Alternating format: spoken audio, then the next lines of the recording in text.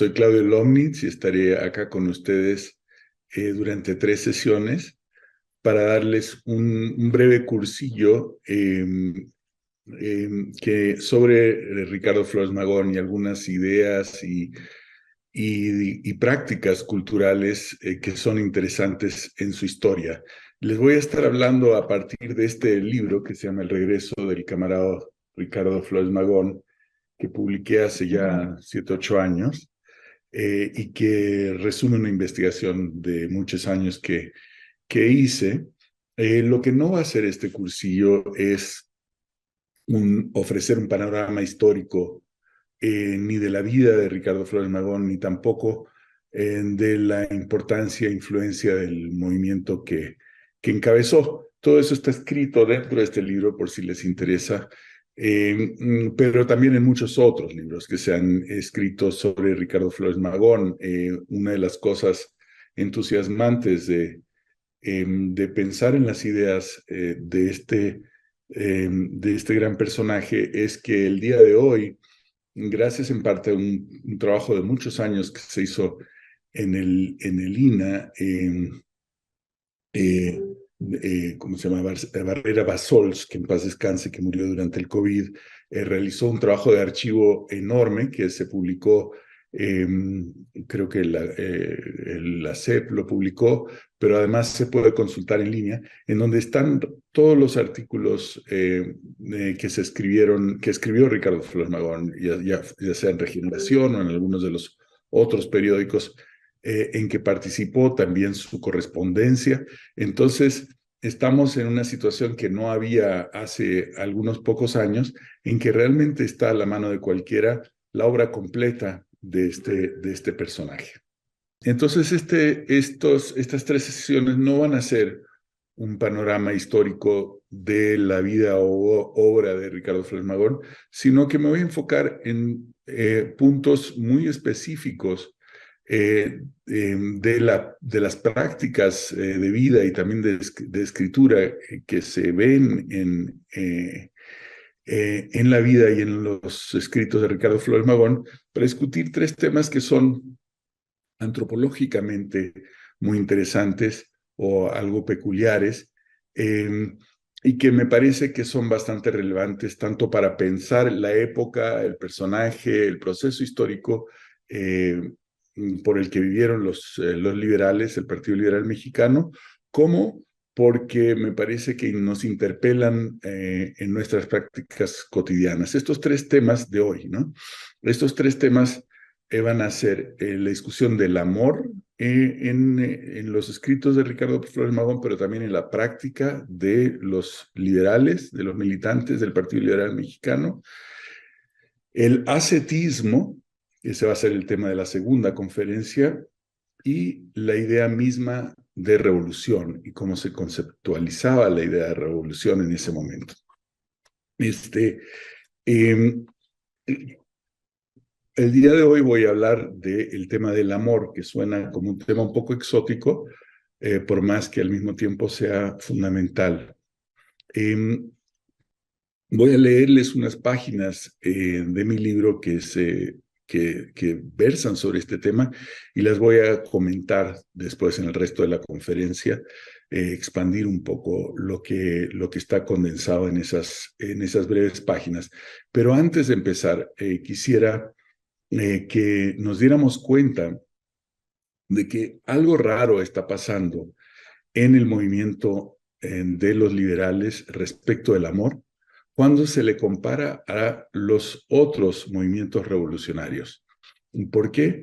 Porque una peculiaridad de los liberales, de los grandes militantes, se nota en toda su correspondencia, entre paréntesis, la correspondencia de los liberales, mucha de ella la tenemos, porque era un partido que se desarrolló mucho en el exilio, en los Estados Unidos, y entonces había una red de espionaje muy, muy intensa a los militantes de este partido, armada a través de los consulados, de los consulados de México en los Estados Unidos y con policías privados que se contrataron para el caso.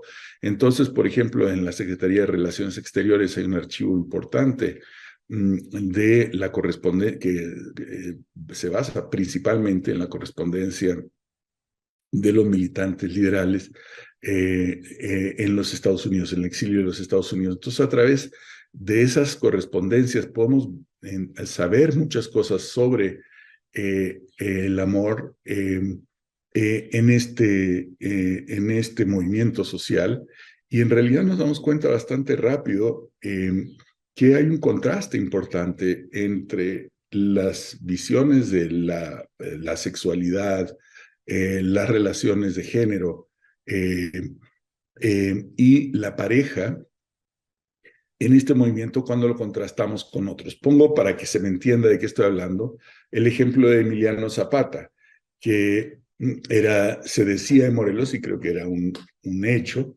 que tenía una novia, una pareja, digamos, ciertamente en cada cabecera municipal del estado de Morelos y en muchos otros pueblos que no eran cabeceras también. Eh, esa, eh, esa práctica de parte del caudillo del sur, digamos, era, más allá de los temas, digamos, de sexualidad, era también una forma de establecer alianzas locales a través de esos amaciatos. Entonces, era un sistema, digamos, reminiscente al de la poligamia, en que las alianzas políticas entre los pueblos se expresaban, entre otras formas, en el hecho de que Zapata tuviera una mujer en cada pueblo importante de la región de la que él era caudillo.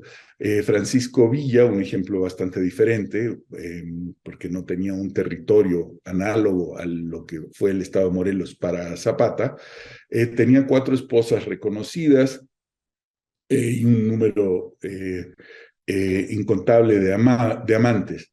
La idea misma de, entre comillas, la bola, que era la forma en que se hablaba durante la Revolución Mexicana, de aquel como de la corriente de soldados que pasaba por los pueblos recogiendo a peones y a campesinos y a gente que se les quisiera unir. La idea misma de la bola incluía de manera muy prominente el rapto de mujeres o la adhesión de mujeres a la bola. Esto está muy presente prácticamente en toda la novela de la Revolución Mexicana, además de las historias que existen sobre soldaderas y sobre la participación de mujeres en la Revolución Mexicana. Entonces, la violación de mujeres, el rapto de mujeres o simplemente la adhesión de mujeres a digamos, a una tropa más o menos disciplinada, más o menos incorporada a fuerzas militares, era pues casi la visión prototípica de la mujer, del sexo dentro del movimiento revolucionario. Y esos lazos son muchas cosas, pero lo que no son o lo que no describe esas relaciones, es una idea romántica del amor y del amor de pareja eh, que se basa en una identificación profunda entre dos personas, entre dos espíritus.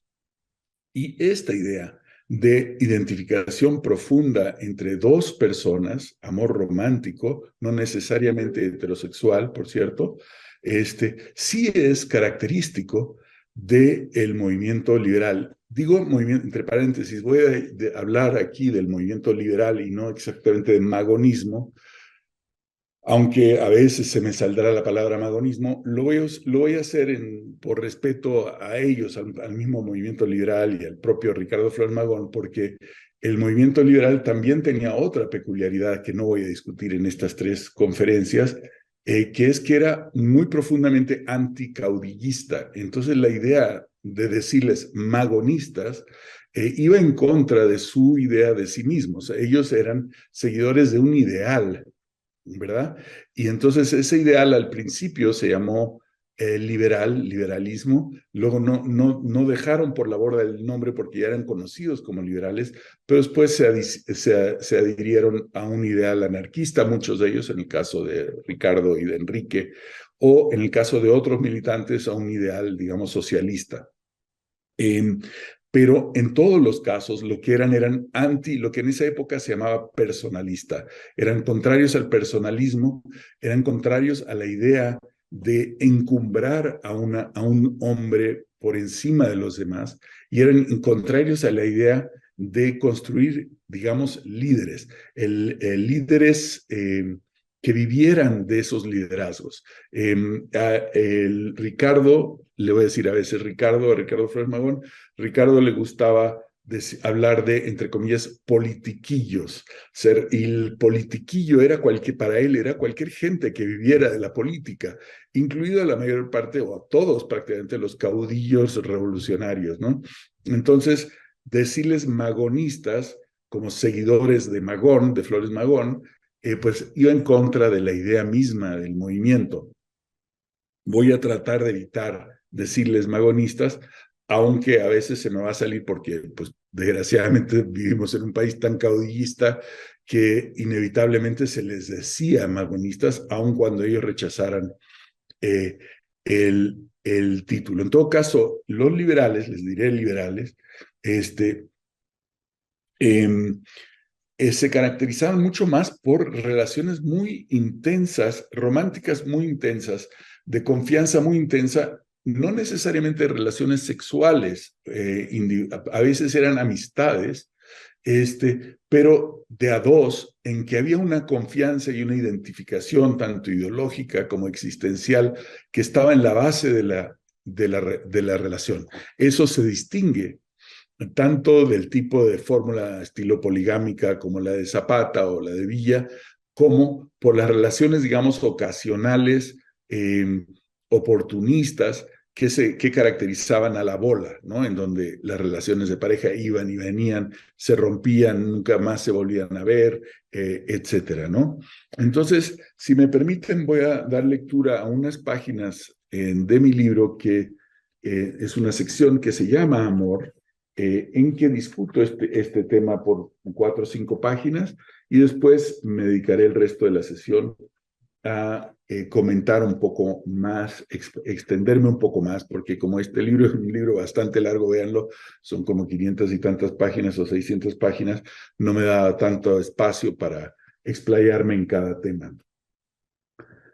No podemos describir la función del amor de una manera general que se aplique a todo el grupo, como hicimos con la discusión de la lógica difusa de la sospecha, un tema que no voy a hablar en estas 3 conferencias. El amor es un tema privado que varía de individuo a individuo, y las fuentes históricas para una discusión directa del amor son escasas y con frecuencia solo existen para el caso de gente bastante prominente. Aún así, es necesario decir algo sobre el tema, porque junto con el muy discutido y muy público, entre comillas, amor por el pueblo, también se dio el tema del amor romántico entre un hombre y una mujer y el amor entre amigos íntimos del mismo sexo.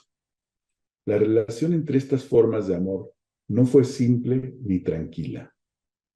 Georg Simmel, el famoso sociólogo alemán de principios del siglo XX, fue quien por primera vez identificó en la sociología general el tema que debemos considerar aquí: los diferentes tipos de dinámica social que surgen entre las, entre comillas, diadas.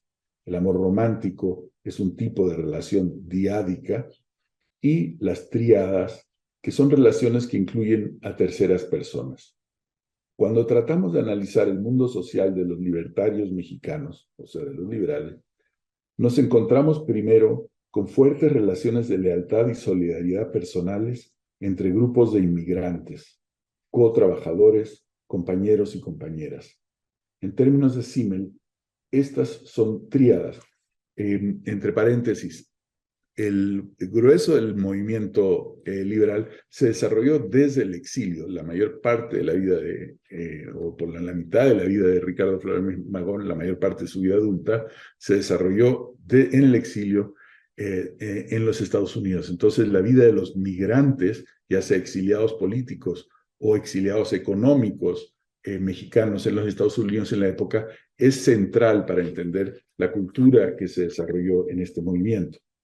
Entonces, Cuando tratamos de analizar el mundo social de los libertarios mexicanos, nos encontramos primero con fuertes relaciones de lealtad y solidaridad personales entre grupos de inmigrantes, cotrabajadores, compañeros y compañeras.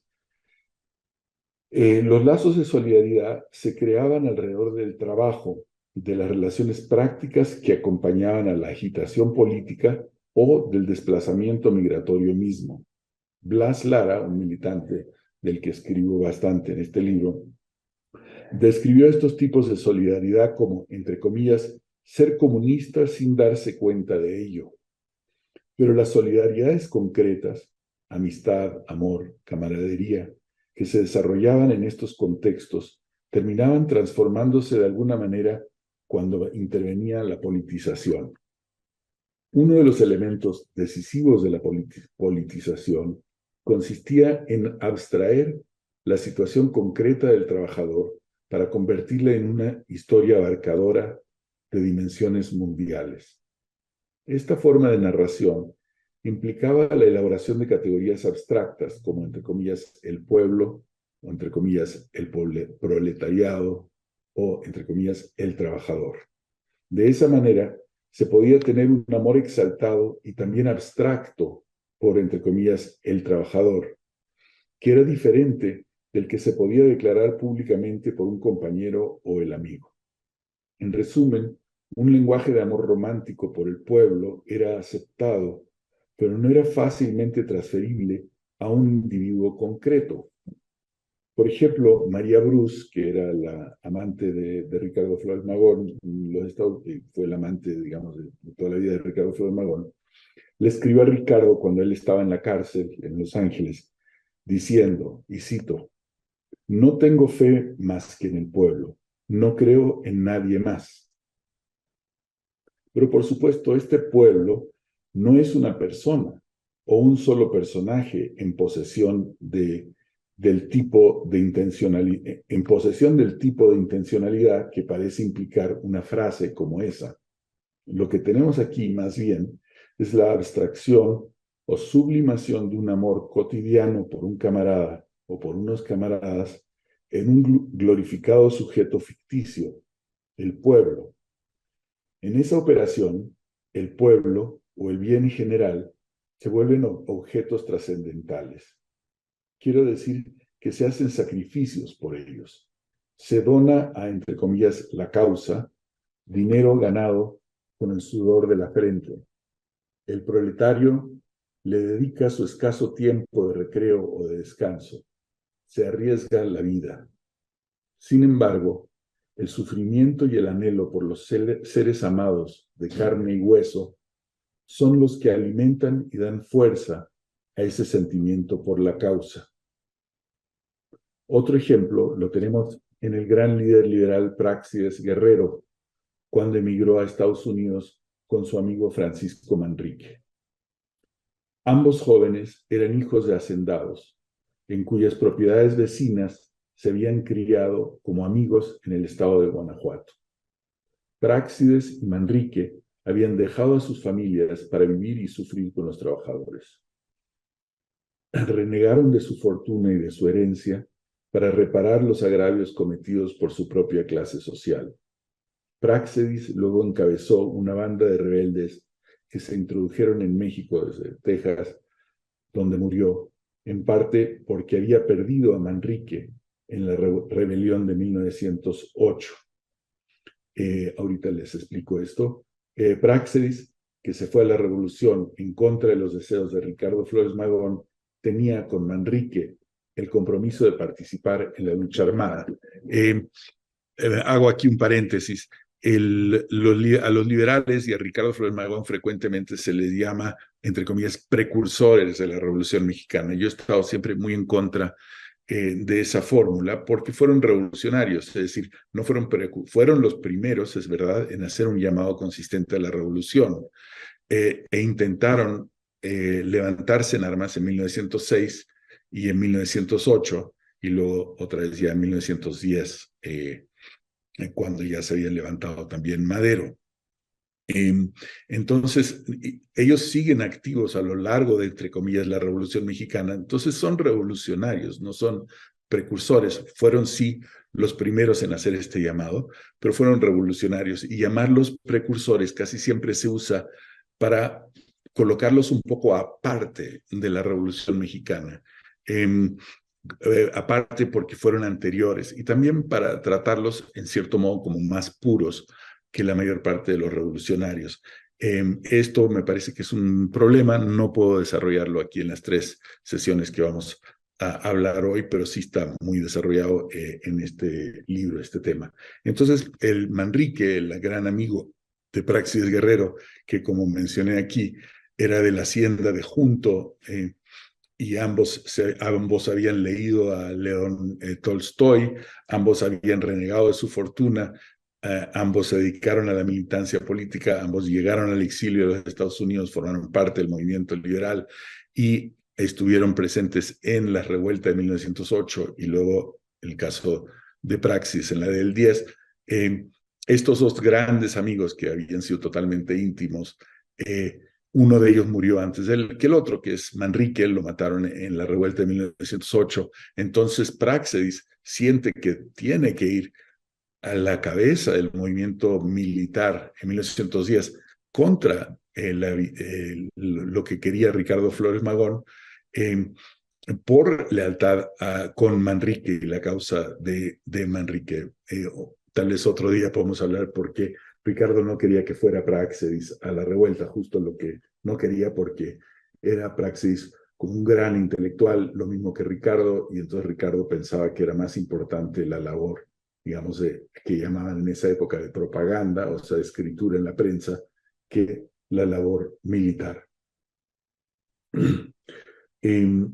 Jack London, el famoso escritor novelista americano de estos años, capta muy bien esta relación entre el amor íntimo y la causa general en el personaje de Rivera, un boxeador que invoca la imagen de sus padres cuando Díaz los masacra con el fin de darse fuerza para la pelea que está obligado a ganar. Este cuento de Jack London, el boxeador, es un cuento sobre los liberales, realizado después de conversaciones de parte de Jack London con, por lo menos, Ethel Duffy, una de las liberales de la época, y es una de las, digamos, novelizaciones del mundo de los liberales que más influencia tuvo en su momento. Entonces, cito de este cuento de Jack London, está sobre este personaje, el héroe del cuento, el boxeador Rivera, ¿no? Vio los vagones apilados con los cadáveres de las víctimas asesinadas, enviados a Veracruz para alimento de los tiburones en la bahía. Recordaba especialmente a su madre. Solo destacaba su rostro, mientras que su cuerpo era aplastado por el peso de docenas de cadáveres. De nuevo se oyó el chasquido de los rifles de los soldados de Porfirio Díaz. Inundó sus oídos un enorme rugido como el del mar, y vio a Danny Ward, que es el boxeador al que le tiene el que ganar para poder ganar un gran premio y comprar armas para la revolución, al frente de su séquito de entrenadores y asistentes, acercándose a él por el pasillo central. Termina la cita. Al mismo tiempo que la causa del pueblo se convertía en una causa trascendental, es decir, en este caso de Rivera, del cuento de Jack London, el boxeador que vio asesinar a sus padres después de la huelga de Río Blanco en Orizaba, se mete a ganar esta pelea contra un boxeador profesional gringo en los Estados Unidos para ganar un gran premio para comprar armas. Entonces, digamos, la venganza de la muerte de los padres se convierte en causa de la revolucionaria. El mundo social real del militante tenía que llenarse cada vez más de desconfianza. Por eso, María escribe, no confiaba en nadie, sino en el pueblo. Los fantasmas del egoísmo, de la delación y de la traición resultaban cada vez más amenazadores y había que hacer más sacrificios por la causa. Esta dinámica provocaba que aquel que tuviera una devoción obsesiva por la causa tendía a retirarse del mundo normal de las relaciones sociales, sobre todo de las tríadas, puesto que en las tríadas están implicados los observadores y los observadores pueden ser soplones o debiluchos egoístas. Esta dinámica también contribuye a la creación de un campo romántico bastante singular. Quiero decir que la ideología de la pareja amorosa entre los anarquistas mexicanos no se parecía en nada a la de los principales líderes de los movimientos revolucionarios en el interior de México, con excepción de la figura del propio Madero, puesto que la construcción del pueblo que Madero se hizo siguiendo las doctrinas místicas del espiritismo era muy similar a la de los anarquistas. No voy a poder hablar ahorita del espiritismo de Madero, pero es muy interesante y es muy parecido, de hecho, a esto que estamos viendo ahorita de María Bruce. Por cierto, entre paréntesis, después ya de la muerte de Ricardo Flores Magón, después de 1922, se volvió espiritista ella misma. Los caudillos militares de la Revolución Mexicana mandaban a hombres que demostraban su valentía y su capacidad militar en la batalla misma. No tenían esa disciplina de acero que los liberales se habían impuesto en los Estados Unidos, una vida dedicada al sacrificio, al trabajo y al ahorro, a la propaganda clandestina siempre bajo vigilancia policíaca. Típicamente, el líder revolucionario mexicano era propenso al gasto dispendioso y a la disipación. La poligamia era común, así como la promiscuidad, la explotación sexual y la insensatez. Nuestros anarquistas, por el contrario, eran hombres y mujeres disciplinados, capaces de apretarse el cinturón y ahorrar en una forma que haría ruborizarse al propio Benjamin Franklin. Estaban acostumbrados a que se les confiara el manejo del dinero para la causa y a no gastar ni un centavo para ellos mismos. Trabajaban de día y dedicaban las noches al activismo político. El amor conyugal, era mucho más importante para ellos como ideal y como práctica cotidiana que para un Villa o un Zapata, un Obregón o un Pascual Orozco. Más aún, como los exiliados liberales operaban bajo condiciones de sospecha constante, la conexión diádica en la cual los secretos de uno están a salvos y protegidos, era también la relación social más apreciada. El militante lo daba todo y por ello se podía desilusionar de que este o aquel camarada fuera débil, holgazán o no digno de confianza. Esto derivaba en una afirmación de la meta trascendental, una ideología de sacrificio por el pueblo, pero también en una tendencia a volver real una profunda comunión, ya fuera en la amistad íntima o en el amor romántico. Este, creo yo, es el sentido de la carta romántica más conocida de Ricardo a María Bruce, una carta escrita desde la cárcel. Y cito la carta: si algo sagrado y sincero hay en mí, es el amor que te tengo a ti como mujer, a la revolución como ideal. María y revolución. Eso es lo que ocupa mi corazón. También entre amigos íntimos hubo romances casi tan apasionados como este. No quiero insinuar que estas amistades implicaran relaciones homosexuales, porque no hay manera de saber si las hubo o no. Y como historiador, digamos, a mí no me gusta simplemente inferir algo que no, sobre el que no hay una base muy, muy sólida. Lo importante aquí es decir, pudo haber relaciones homosexuales. Yo tengo mis propias ideas de que en algunos casos las hubo, pero no me interesa afirmarlo ni negarlo porque no hay evidencia ni en un sentido ni en el otro. Lo importante aquí es la intensidad del lazo diádico y su relación con toda la vida de lucha. Cuando Juan Saravia y César Canales estuvieron presos en San Juan de Ulúa, Juan Saravia era uno de los más famosos liberales que estuvo en la revuelta de 1906, lo apresaron y lo mandaron a San Juan de Ulúa, la famosa cárcel afuera del puerto de Veracruz, donde estuvo encerrado hasta que lo liberaron los maderistas, 4 años después. Cuando Juan Saravia y César Canales, que también estaba preso, estuvieron presos en San Juan de Ulúa, se pelearon por razones que desconocemos. La desesperación de Juan parece haber llegado a tal punto que sus amigos temían que se suicidara. Después de recibir una larga carta de Juan, Manuel Saravia, que era su primo, le escribió a Antonio Villarreal desde Inglaterra, suplicándole que interviniera ante la familia de César Canales. Y cito la carta que le manda Manuel a Antonio. Urge tomar alguna medida rápida para evitar un suicidio, que no es otra cosa que lo que pretende Juan. Es triste y deplorable lo que pasa, ya que Juan, contrario a lo que esperábamos, ha sobrevivido a un largo encarcelamiento y a toda clase de privaciones. No debe sucumbir ante tales pequeñeces. Cierro la carta. En un registro similar, un tal Floyd Ramp, un rojo, así les decían en Estados Unidos, Reds, rojos, que compartía la prisión con Enrique Flores Magón en Leavenworth, en Kansas, le escribía con regularidad notitas en las que le manifestaba su profundo aprecio e interés. Hacía comentarios filosóficos sobre el compromiso político y opinaba sobre sus lecturas. En una de ellas, Ramp, que a veces firmaba, entre comillas, tu joven camarada Ramp, número 12702, que era su número de preso, comenzaba con un tono de tristeza pensativa, y cito: nosotros los estadounidenses, especialmente los que somos proletarios, nunca hemos aprendido a amarnos los unos a los otros. Nuestras madres nunca tenían tiempo para amarnos, porque la lucha por sobrevivir era muy dura. Así que nunca aprendimos a amar abiertamente. Simplemente crecimos o demasiado endurecidos para poder sentir buenas cosas o demasiado precavidos para expresarlas.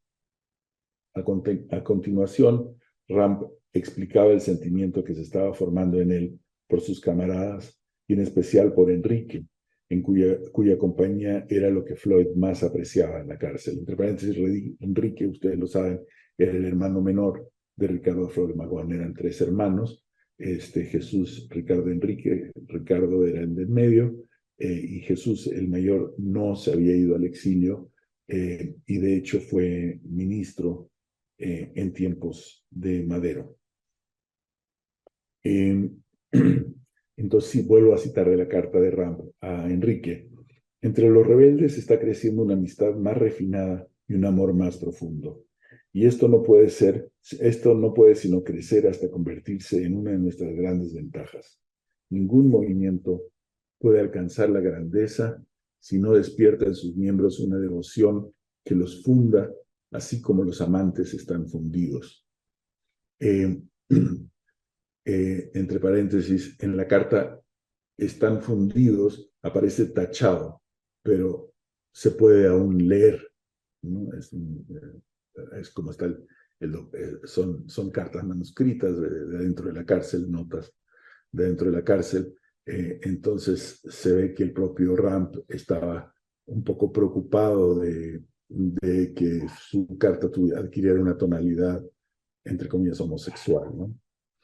Hasta que no estemos listos a hacer el supremo sacrificio para aquello en lo que creemos, nuestra causa no comenzará verdaderamente a crecer y a volverse un factor importante en la historia del mundo.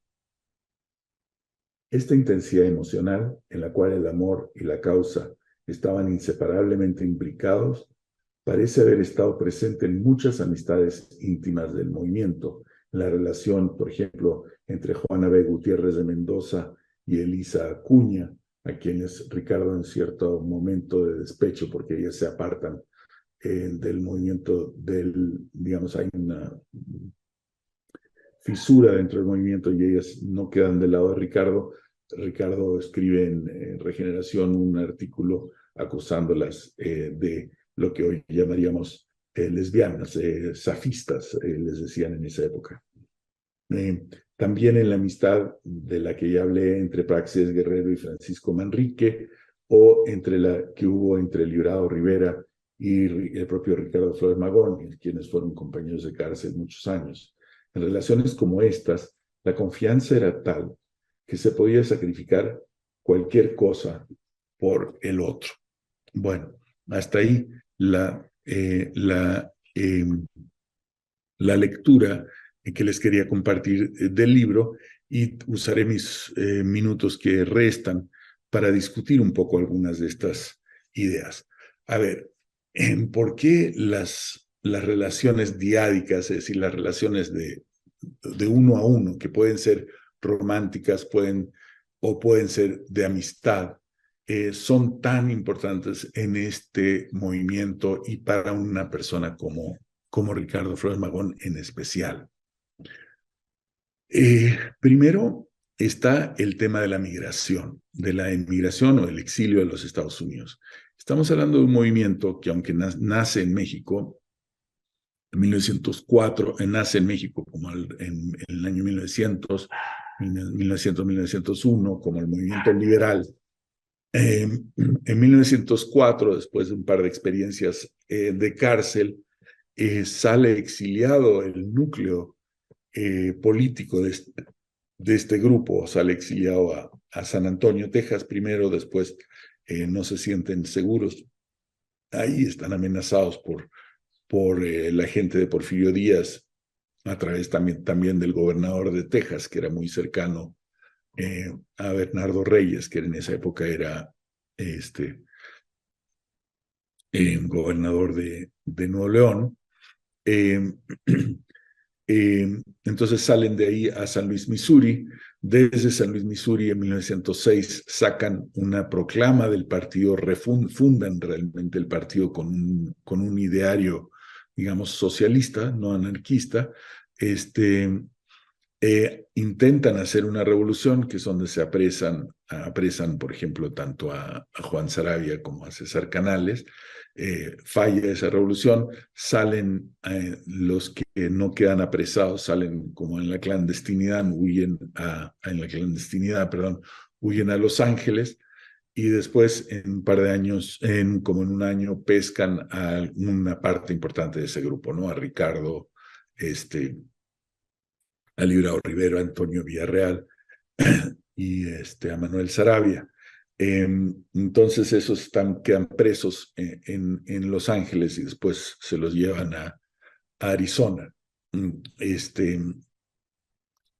Entonces tenemos que una parte muy importante del movimiento se desarrolla desde el exilio en Estados Unidos, y esas migraciones, y también en el norte de México, ¿no? En Sonora, en Chihuahua.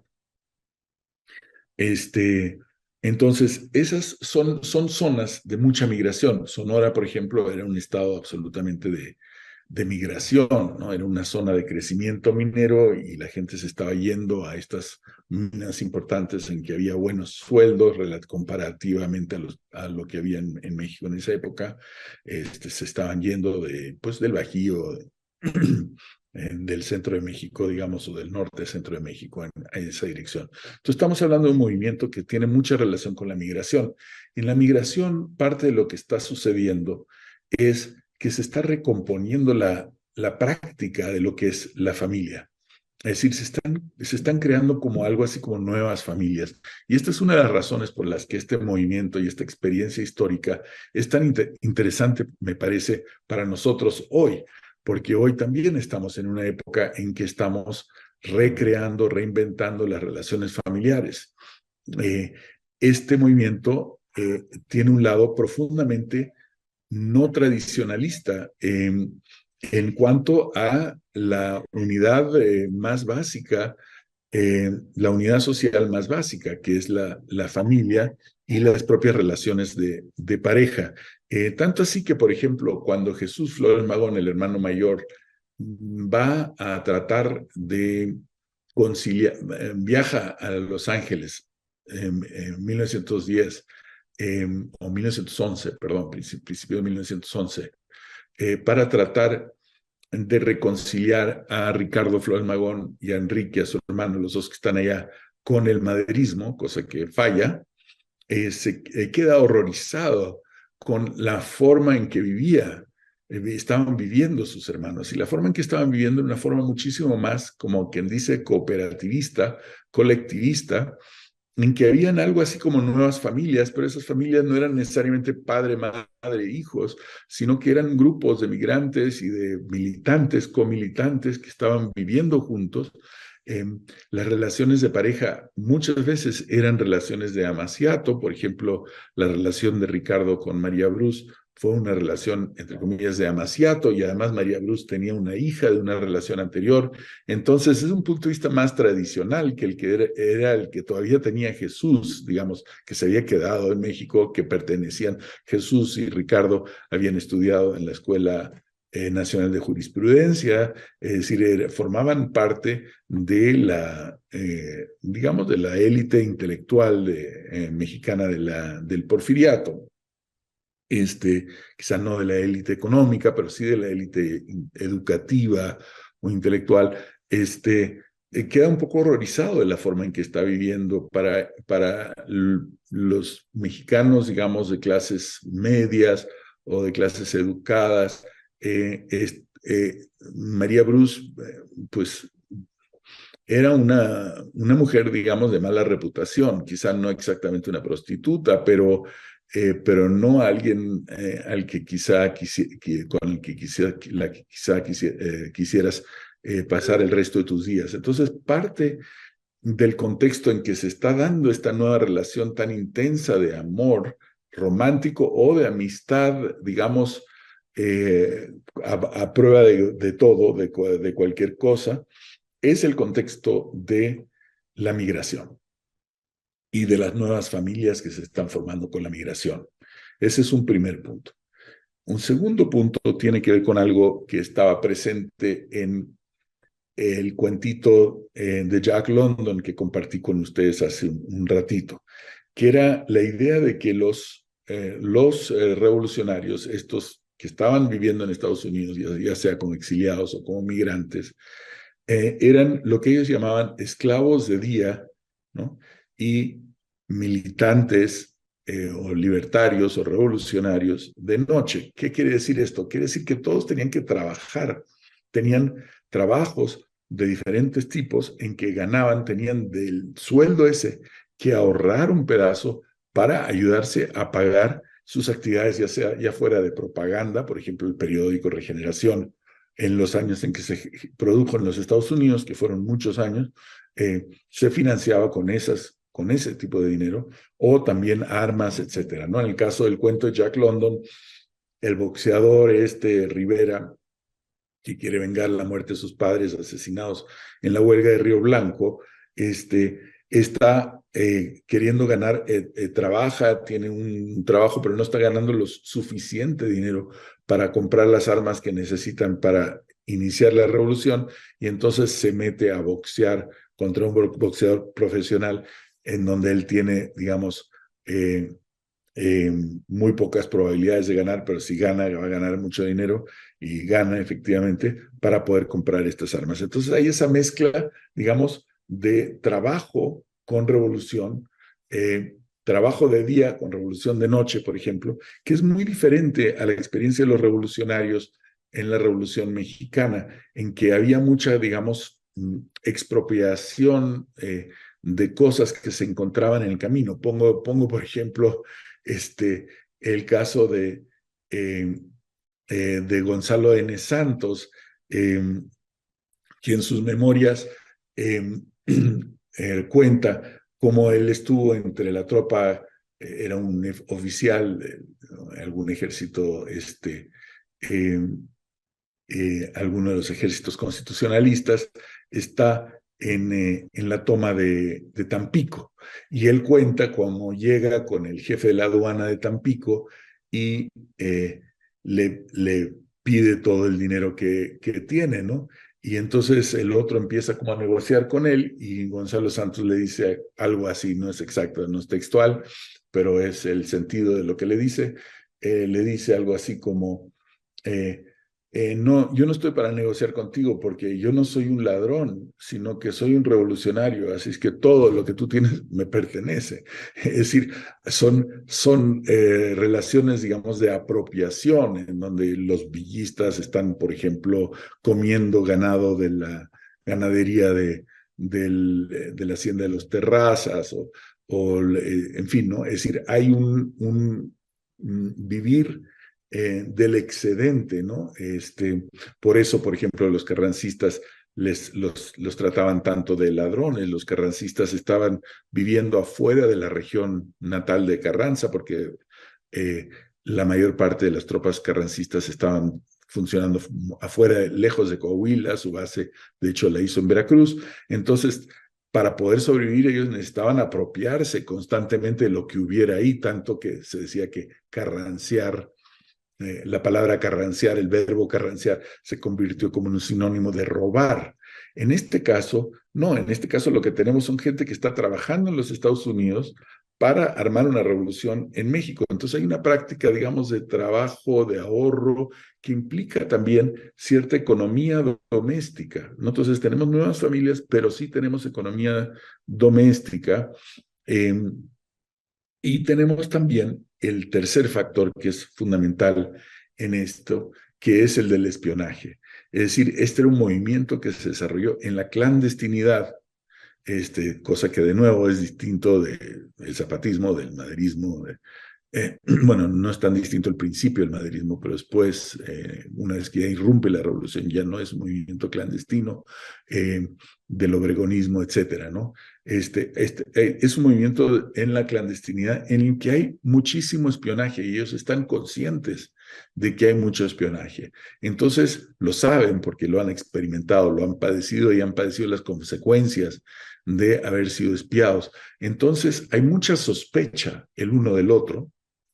Por eso está esta cosa de María, no confío en nadie más que en el pueblo. Suena como completamente contradictorio, es decir, si confías en el pueblo, en teoría deberías de confiar en todos, no en nadie, ¿no? Pero lo que ella está diciendo, no confío en nadie más que en el pueblo, ¿no? Quiere decir, toda la gente que tiene alrededor, ella sospecha de ella, ¿no? Pero al mismo tiempo tiene este amor por una categoría un poco más abstraída, que es la categoría del proletariado, o del pueblo trabajador. Y entonces esa mezcla, digamos, de amor por el ideal, pero sospecha por el del prójimo, va generando relaciones de confianza sumamente intensas, la gente con la que se confiaba versus los demás. Y esas relaciones de confianza no necesariamente eran relaciones románticas, pero sí podían ser eh, sí eran relaciones pasionales, es decir, pueden o no haber sido sexuales, pero sí que eran pasionales. Y muchas de ellas eran relaciones entre amigos. Mencioné el caso de Manrique con Praxedis, que es clarísimamente un caso, digamos, un enorme amor entre amigos, tanto que Praxedis básicamente se lanza a la revolución en una situación desventajosa y pierde la vida muy pronto, ¿no? en Casas Grandes, en Chihuahua. El caso de César Canales con Juan Sarabia, que mencioné los casos muchas veces de mujeres, ¿no? Como este de Juana Mendoza con Gutiérrez de Mendoza con Elisa Acuña, o grandes amistades como la de Ricardo con Librado Rivera, por ejemplo, en donde hay una confianza en que el uno depositaría la vida en manos del otro. Entonces, para concluir, este tema del amor que aparece a primera vista como un tema un poco raro para una discusión de un revolucionario, eh, termina en realidad abriéndonos una ventana a el contexto de un movimiento muy, muy importante en la revolución y al mismo tiempo muy excéntrico dentro de la revolución. Es decir, eso se manifiesta, yo creo que esa ambivalencia entre lo central del movimiento y lo marginal del movimiento está en fondo cifrada en la idea misma, por ejemplo, de precursores, ¿no? La idea de precursores de la revolución que se manejó desde la muerte de Ricardo, cuando lo traen a México ya muerto, a Ricardo, el cadáver de Ricardo Flores Magón, de pronto lo reciben, le dan un recibimiento de Estado, es presidente en esa época Álvaro Obregón, hay un gran discurso de Díaz Soto y Gama, que era en esa época diputado, ensalzando la vida de Ricardo Flores Magón, el nombre de Flores Magón entra al Congreso de la Unión. Entonces, de pronto, este personaje que había sido rechazado durante toda la Revolución Mexicana, a partir de la época de Madero, no es algo de lo que no alcanzamos a hablar, pero el cisma de Ricardo y una fracción, la fracción del Partido Liberal Mexicano a la que pertenecía Ricardo, con el maderismo, es virulenta. Entonces, a partir de ese momento, los maderistas, los liberales, quedan tildados un poco de traidores a la patria, pero a la muerte de Ricardo es incorporado al panteón revolucionario. Entonces, ¿cómo lo incorporas? Quitando lo que hizo desde el inicio del maderismo. Lo incorporas diciendo, bueno, fue un precursor, ¿no? Fue fundamental antes de la revolución y ya en la revolución como si no hubiera existido, ¿no? Como si no hubiera vivido, como si no hubiera estado activo durante todos esos años, digamos, de la parte militar de la Revolución Mexicana, en que sí que estuvo activo él y muchos otros, ¿no? Entonces, hay esa cosa de llamarlos precursor, es como decir, bueno, son centrales, son los originarios de la revolución, pero al mismo tiempo son excéntricos, no son revolucionarios, son precursores de la revolución. Entonces, esa mezcla central y excéntrico, que es quizá la característica medular de este movimiento, desde el punto de vista de la Revolución Mexicana, tiene que ver con el hecho de que es un movimiento que nace en un contexto transnacional. No es un movimiento exclusivamente mexicano, es un movimiento que nace en un contexto de migración internacional, de exilio y también de un profundo internacionalismo del que ellos eran todos, formaban todas partes, todos parte, ¿no? Compartían ese internacionalismo. Entonces, a diferencia de algunos otros revolucionarios que eran netamente nacionalistas, estos eran internacionalistas. Entonces, esto lo que significa como práctica cotidiana es que tienes la formación como de nuevas relaciones familiares, la formación de nuevos tipos de estándar para las amistades más íntimas o para la pareja, la identificación del ideal con el amor romántico. Todo eso está pasando acá y no está pasando en la mayor parte de lo que llamaríamos nosotros la Revolución Mexicana, es decir, la lucha armada en México. Y sin embargo, se constituye aquello finalmente en algo así como el ideal más profundo de la Revolución Mexicana. En este sentido, de nuevo, es la relación que nos va a interesar también en las próximas dos conferencias entre el exilio, la experiencia transnacional adentro y afuera de México y la ideología misma de la Revolución Mexicana. Muchas gracias.